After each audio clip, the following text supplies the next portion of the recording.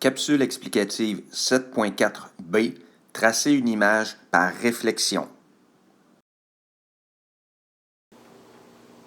Voici comment effectuer une réflexion à partir d'une figure initiale. Lorsqu'on a travaillé sur les translations, je vous avais demandé d'utiliser un équerre et votre règle. À ce moment-là, on avait identifié sur les deux côtés de l'angle droit de notre équerre, on avait identifié les lettres F et R, et ça nous permettait, comme suit, de tracer des lignes parallèles à notre flèche T. Aujourd'hui, je vais vous demander d'utiliser l'autre équerre de votre kit de géométrie et d'identifier les lettres S et R. R, évidemment, pour la règle, et S, ça va être pour l'axe de symétrie. Donc, j'ai ici une figure initiale, un triangle. Je peux débuter en identifiant les trois sommets de mon triangle, donc les points ABC. Et j'ai mon axe de symétrie ou axe de réflexion ici. Alors, notre équerre, on débute toujours en mettant la lettre S de l'équerre sur l'axe de réflexion comme suit. Et on va déplacer l'équerre de façon à aller toucher mon sommet, un des sommets. J'ai mon sommet B ici, donc je viens placer mon équerre comme suit. Le côté S de l'équerre sur l'axe de symétrie et le côté R, je vais venir mettre ma règle comme ça. Une fois que c'est bien disposé, je maintiens la règle fixe et j'enlève l'équerre et c'est ainsi que je vais pouvoir tracer une première droite qui va être parfaitement perpendiculaire à l'axe S. Avec ma règle, je prolonge cette droite perpendiculaire. On va recommencer la même chose pour mes deux autres sommets. Donc encore une fois, S pour l'axe de symétrie, je peux le mettre comme ça ou comme ça. Mais pour aller rejoindre mon point C, je vais le mettre comme suit. Donc, je touche à mon sommet C. Je viens mettre R, ma règle. J'enlève l'équerre et je trace ma perpendiculaire qui passe par le point C.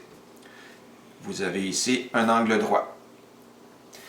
Il reste à faire la même chose pour mon sommet A.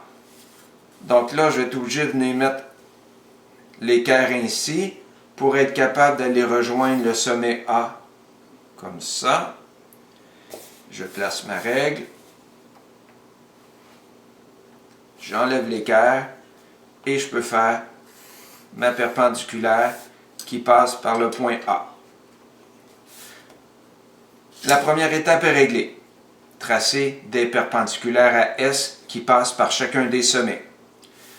Deuxième étape, là, pour déplacer chacun de mes sommets, je vais prendre mon compas. Je vais piquer sur l'axe de symétrie. Je vais ouvrir mon compas jusqu'au sommet B. Et cette distance va me permettre de trouver B' en tournant le compas comme ça. Donc, le compas vient m'indiquer la position de B'. Donc, ce qui est en haut va descendre en bas de l'axe S, puis ce qui est en bas va remonter ici. Mais là, j'ai besoin de reprendre une mesure avec mon compas. Je pique sur S, je vais trouver mon sommet A, et je le fais tourner, mon compas, comme suit. Ça me donne la position de A'. Troisième chose, troisième façon, troisième étape, je pique sur S, j'ouvre le compas jusqu'au point C, je fais pivoter le compas pour trouver C'. Alors c'est ainsi qu'on s'assure que la position de C jusqu'à l'axe S est la même que de l'axe S jusqu'à C'. Et ce déplacement est perpendiculaire à S. Qu'est-ce qu'il me reste à faire? Réunir mes points images. Donc de A', je vais aller rejoindre B' et C'. Et je complète mon triangle de B à C'. Résultat, j'obtiens ici une figure image par rapport à mon triangle initial ABC. Cette figure gardera ces mêmes proportions parce que c'est une transformation isométrique. Les côtés ne changent pas de longueur et les angles intérieurs n'ont pas changé quant à leur mesure de degrés.